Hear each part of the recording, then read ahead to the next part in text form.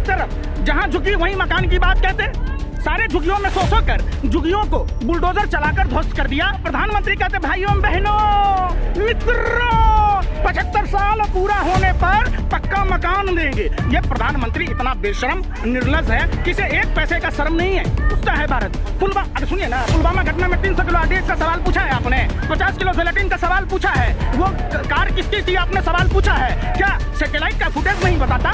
Satellite ये बता देता है कि पंजाब में, हरियाणा में और पश्चिम उत्तर प्रदेश के किसान अगर खेतों में पराली जलाते हैं तो उससे दिल्ली में प्रदूषण होता है। कि रात में उल्लू बोलता है तो बुरा होता है, जब भी प्रधानमंत्री बोलता है तो बुरा होता है। और रात में बोलता है, नोटबंदी रात में किया, जीएसटी रात में लाया, लॉकडाउन रात में लाया, जब भी ये रात में बोलता है उल्लू की तरह तो कुछ न कुछ देश में बुरा होता है। देश का सौभाग्य होगा। इजराइल के प्रधानमंत्री का लाख लाख बधाई, शुक्रिया कि नरेंद्र मोदी को इजराइल का प्रधानमंत्री बना दे। भारत तो कम से कम मुक्त हो जाएगा। महंगाई सरकार के हाथ में नहीं है, तो अब जो दाम कम हुए ये सरकार के हाथ में कहां से आया? उस समय सरकार के हाथ में लकवा मार गया था, मुंह में लकवा मार गया था, अब हाथ में मुंह में कुछ भी नहीं है।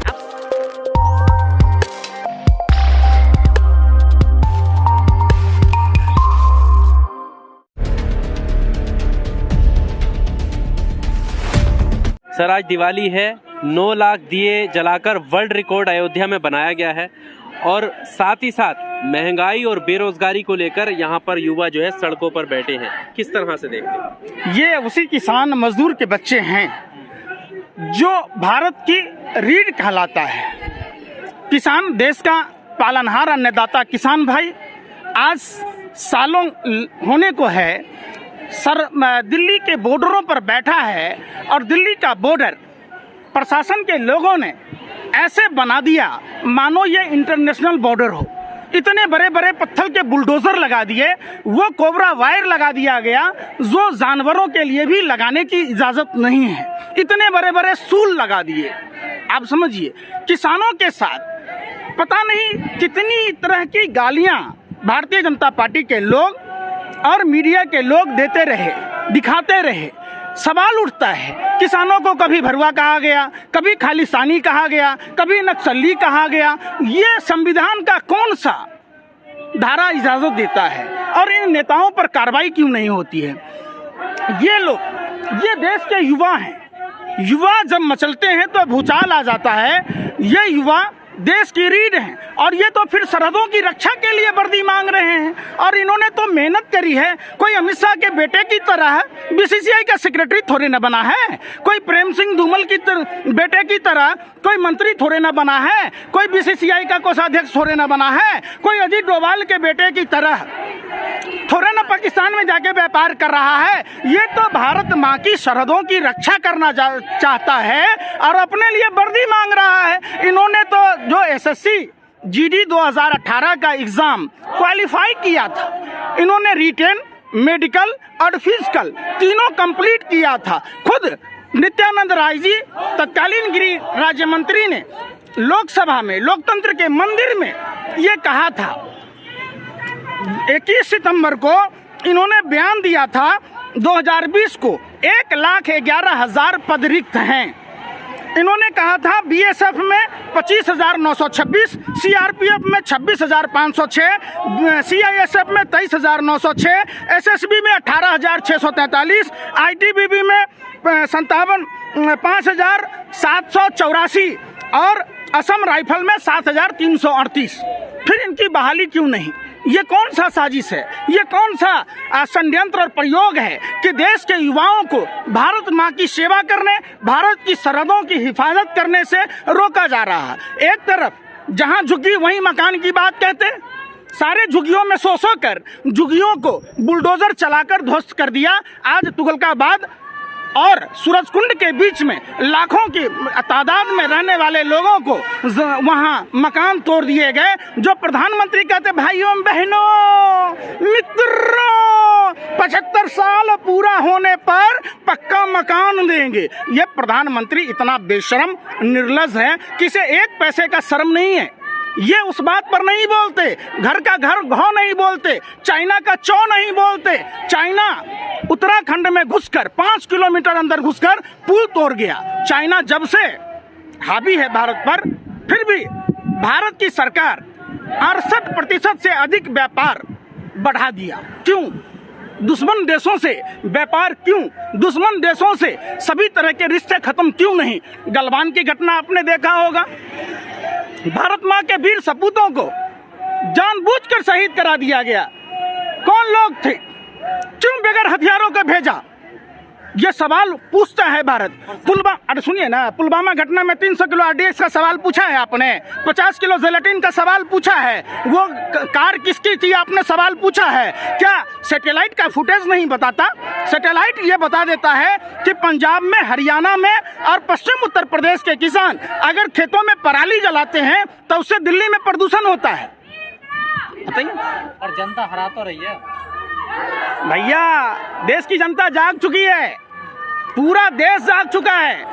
देश हित में भाजपा को औकात बतानी होगी, वोट का चोट देना होगा। जिस तरीके से उपचुनाव के नतीजे आने के बाद कहते थे महंगाई सरकार के हाथ में नहीं है, तो अब जो दाम कम हुए ये सरकार के हाथ में कहां से आया? उस समय सरकार के हाथ में लकवा मार गया था, मुंह में लकवा मार गया था, अब हाथ में मुंह में कुछ भी नहीं है। आप बताइए ना, चुनाव हारते ही इनके होश ठिकाने हो गए। बहुत हुई महंगाई की मार, आओ भगाएं भाजपा सरकार। जुमलों से काम मोदी जी नहीं चलेगा। आपने जो पॉकेटमारी की है, आपने जो महंगाई के बढ़ाई है, इसको वापस लेना होगा। देश जाग चुका है। बीजेपी तो वर्ल्ड रिकॉर्ड बना रही, 9 लाख दिए जला रही है। अरे भैया, उन गरीब के घरों में दिया जलाइए ना, वर्ल्ड रिकॉर्ड बनाइए ना। यहाँ का आपका मने नाना याद आ जाता है, नानी याद आती है। यहाँ क्यों नहीं मनाते?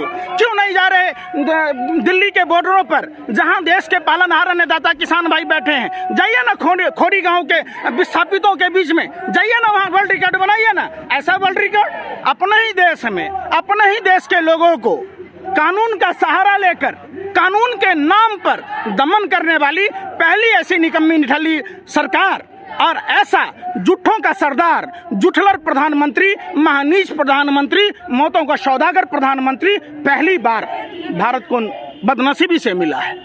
लेकिन वही प्रधानमंत्री आज नौशेरा में पहुंच चुका है सैनिकों के साथ दिवाली मनाने।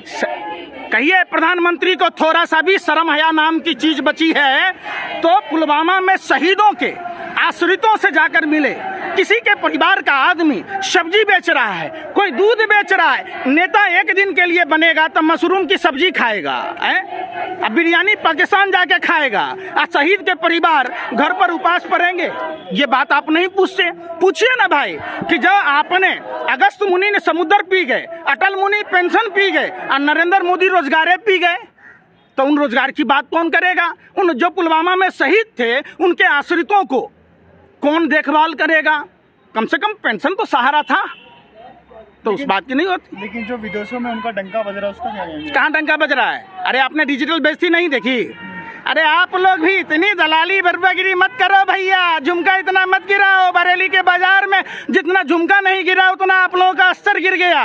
अभी ब्रिटेन में क्या हुआ? प्रधानमंत्री 85,000 करोड़ के विशेष विमान से जो जनता के टैक्स के पैसों का था, जो हिंदुस्तान के इंफ्रास्ट्रक्चर में खर्च करने थे, प्रधानमंत्री अपना गधा का जन्म छुड़ाने के लिए विशेष विमान खरीदा और ब्रिटेन जाकर वहां टैक्सी मिला, वो भी प्राइवेट, 8 लाख रुपए का। इससे बड़ा बेइज्जती होता है। और जो इजराइल के प्रधानमंत्री कह रहे हैं कि बीजेपी मतलब ये मोदी जी उनके पार्टी में शामिल हो जाए, उसका क्या कहेंगे? भेज दीजिए, भेज दें। हाँ, देश का सौभाग्य होगा। इजराइल के प्रधानमंत्री का लाख लाख बधाई, शुक्रिया कि नरेंद्र मोदी को इजराइल का प्रधानमंत्री बना दे। भारत तो कम से कम मुक्त हो जाएगा। भारत में तो इस तरीके का कुकर्मी प्रधानमंत्री नहीं होगा जिससे किसान परेशान, मजदूर परेशान, छात्र परेशान, देश की पूरी आवाम परेशान। आपने नहीं देखा अनप्लान्ड लॉकडाउन में 23 मार्च तक मध्य प्रदेश में सरकार बनाने के चक्कर में 24 तारीख को रात में, जब कहते थे बड़े बुजुर्ग कि रात में उल्लू बोलता है तो बुरा होता है, जब भी प्रधानमंत्री बोलता है तो बुरा होता है, और रातें में बोलता है। नोटबंदी रातें में किया, जीएसटी रातें में लाया, लॉकडाउन रातें में लाया। जब भी ये रात में बोलता है उल्लू की तरह तो रात कुछ न कुछ देश में बुरा होता है। योगी जी ने दिल्ली में पोस्टर लगवाए। अरे भैया, अरे सुन तो लो, योगी किसको कहते हैं आप? अगर उत्तर प्रदेश के ढोंगी अपराधनाथ को आप योगी कहेंगे तो दाऊद को, अल्लादेन को क्या शंकराचार्य कहिएगा? आप कहिए ना उससे, उस ढोंगी अपराधनाथ से। अमरोहा में 15 साल की युवती से बलात्कार हुआ। बलात्कारी मोनू मिश्रा धमकाता रहा पीड़िता को, उसके बाद थाना में एफआईआर दर्ज नहीं हुए और वह पीड़िता को हत्या करके पेड़ से लटका दिया। आप बात उस पर नहीं कीजिएगा, आप बात महंगाई पर नहीं कीजिएगा कि जो क्रूड ऑयल में 105 रुपया 71 पैसे प्रति डॉलर प्रति बैरल था। आप समझिए, वो उस समय की सरकार में 2014 में 71 रुपया 41 पैसा था और डीजल 55 रुपया 49 पैसा था। आज कच्चा तेल इंटरनेशनल मार्केट में 82 रुपया प्रति बैरल है। फिर दाम क्यों? 2014 के हिसाब से आज पेट्रोल डीजल के दाम क्यों नहीं प्रधानमंत्री कर देता? यूपी में कम तो हो गया, आप क्या चाहिए? यूपी में कम तो हो गया। हम कहाँ रह रहे?